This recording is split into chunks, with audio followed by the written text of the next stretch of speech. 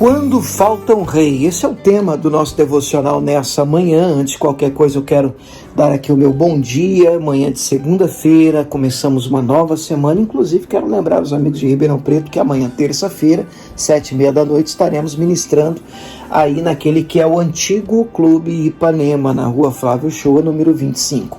Mas vamos à palavra de Deus desta manhã. Quando falta um rei, Juízes, capítulo 21, verso 25, a palavra de Deus diz assim: naqueles dias não havia rei em Israel, porém, cada um fazia o que parecia reto aos seus próprios olhos.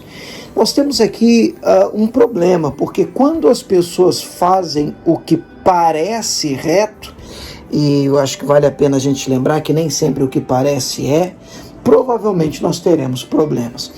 Até porque a pior coisa que pode acontecer na vida do ser humano é ele ser entregue à própria sorte, à própria vontade. Para mim, essa é uma pena que está descrita, inclusive em Romanos, no capítulo 1, quando a palavra de Deus afirma que o próprio Deus os entregou às paixões infames, às próprias concupiscências. E o que é concupiscência? É o desejo louco da carne, é o desejo sem freio da nossa própria carne, do nosso próprio eu. É a sua própria vontade. E é um dos maiores inimigos do ser humano, é o seu próprio eu, a sua própria vontade. Por isso que Cristo nos ensina a orar, inclusive no Pai Nosso, dizendo: seja feita, Pai, a tua vontade, assim na terra como nos céus. Que Deus nos livre a mim, livre a você, de cair no seu próprio desejo, de viver uma vida segundo a sua própria vontade. Bem, gente, dito isso, esse era o problema de Israel nos dias do juízo. Inclusive, o livro de Juízes termina com este texto que eu acabei de ler. Este é o último versículo do livro de Juízes. Naqueles dias não havia rei, cada um, porém, fazia o que parecia reto aos seus próprios olhos. Uma verdadeira bagunça.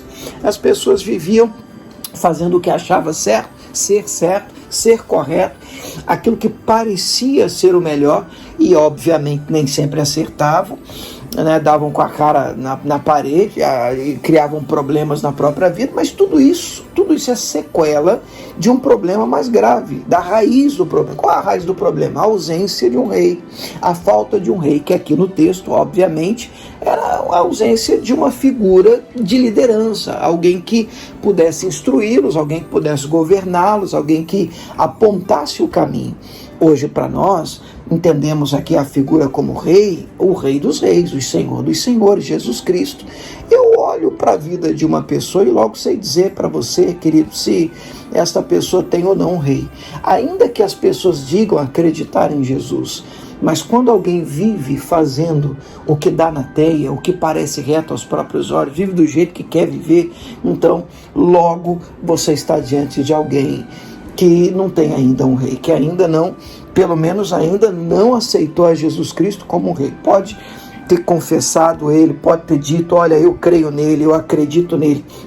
Mas quando Jesus Cristo vira o rei da nossa vida, nós já não fazemos o que a gente quer, nós já não vivemos de acordo com os nossos desejos, nós já não caminhamos de acordo com o que a gente acha, nós vivemos de acordo com os desejos do rei, nós vivemos uma vida em função não mais da nossa vontade, mas da vontade do nosso rei, daquele que nos chamou.